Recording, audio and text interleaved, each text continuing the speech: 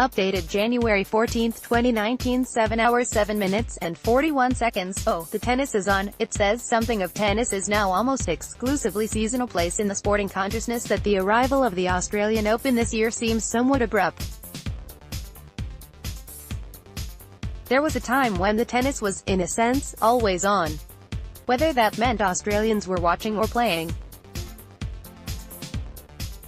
That was before even once high-profile international sports were pushed to the media margins by the exhaustive, and often exhausting, coverage of the predominant football codes. Many suburban courts were sold to property developers, and in an era when general interest extended beyond the four majors and the odd Australian triumph.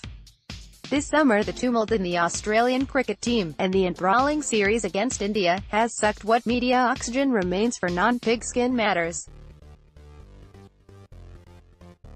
Then there has been the change in tennis broadcasters, with 9 replacing the longtime home of tennis, 7. This has thrown those of us in the aging tennis viewing demographic who still turn on half expecting to hear Gary Wilkinson or Peter Landy calling a match between Johan Creek and Dale, the Animal, Collins. 9 has also pushed much of the lead-up tournaments onto so-called secondary channels, where, bizarrely, they are considered inaccessible by those who apparently still don't realize Gem and Go are as easy to find as the so-called primary channel. Perhaps this is why the marsupial-hugging period, photo opportunities featuring statuesque Belarusian stars clutching koalas are as much a part of the tennis season as heat exhaustion and tanking, has seemed unusually low-key. Or maybe we have come to take the biggest annual international event on the Australian sports calendar somewhat for granted until the first line call of the main event is disputed. If so, this is in no way reflective of what the Australian Open, and this edition in particular, will, pardon the pun, serve up. Roger Federer will play his 20th Australian Open and attempt to win his 7th title in 21st major. Serena Williams turns up for an 18th time, hoping to add an 8th Australian Open trophy to her collection of 23 major titles and equal Margaret Court's record. As we have stated in this place previously, the term. Yet even allowing for the parallel careers of Rod Laver and Court, surely there has never been a time when two players with more compelling cases to be considered the respective GOAT in their sport, were so evidently on show.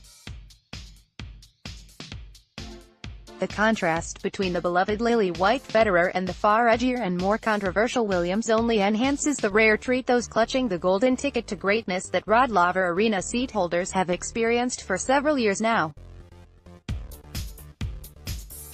As ever, we will swoon at Federer's every stroke and utterance, while the reaction to Williams after her US Open tantrum will give some idea if the goodwill engendered by her cumulative deeds outweigh the occasional unfortunate outburst with tennis tragics. What the two greats share is remarkable longevity. In Williams' case this has been despite the early career belief she would be distracted by outside interests and the later life return from a difficult birth. For Federer, a relatively ornate game has endured both the emergence of worthy rivals Rafael Nadal, Novak Djokovic and Andy Murray, and also the physical transformation of a game now largely populated by muscular giants. If the now routine appearance of tennis royalty is not enough to get you excited about this Australian Open, the parochial interest is both strong and, thankfully, not confined to obsessive psychological analysis of two meteoric males. Yes. Nick Kyrgios and Bernard Tomic will create the headlines in the early days of the tournament, and, should they win their daunting respective first-round matches against Milos Raonic and Marin Cilic, for some time beyond.